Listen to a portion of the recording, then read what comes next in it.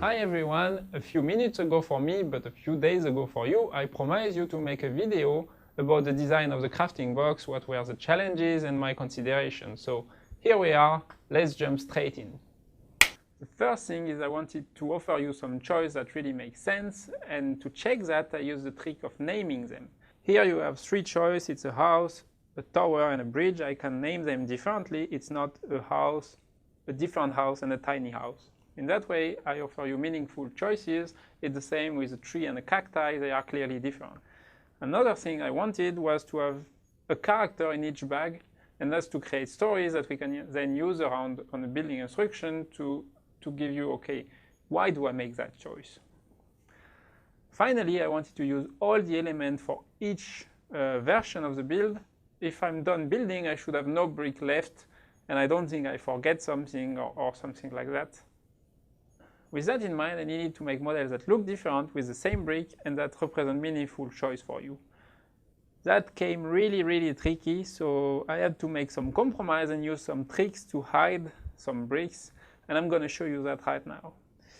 One example is in the tree and the cacti module. You can see here there is some water, here there is some lava, and that's to give two different looks and two different feels. The lava feels warm and the water feels more fresh and cozy. What do I do with that water and that lava in the other set? Well, here it's pretty simple. I have the cacti, and you can see inside the cacti, if I remove this here, you can see I hide the water inside the cacti. And in that case, it's perfect because it also makes sense. Inside cacti, you can find water. For the lava, I use the same trick. I actually placed it inside the top of the tree, so you can't see it, but I use it as a building element. On top of that, you have a lot of leaves element here, transparent green, which I couldn't really use in the desert area because it would feel not dry enough for me. So what I did is I used them on the bottom here to support my plate, and that way I don't have them on top. The second thing I want to show you is about the earling. Sometimes I need stud on the side, and you can see it here.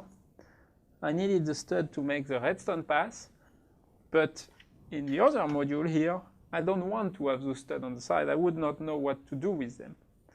So what I did is I used a simple trick to hide that inside the block. That's the element I use to put the stud sideways. We call that an earling here. And I actually use it in combination with a corner wall element. And that way I can place it out when I need it, but I can also hide the stud on the inside of the element, and then it is not visible on the outside. That's it. There is many different tricks in that box that you can also discover while you build it. But for now, I have to say bye-bye, and please share with us the creation you make with that box, and also with the other crafting box and with your other Lego Minecraft set, just for us to see what you do with the set. And it's really nice for us. It's inspiring, and it helps us to know what to do next as well. For now, I have to say bye-bye, and I see you later.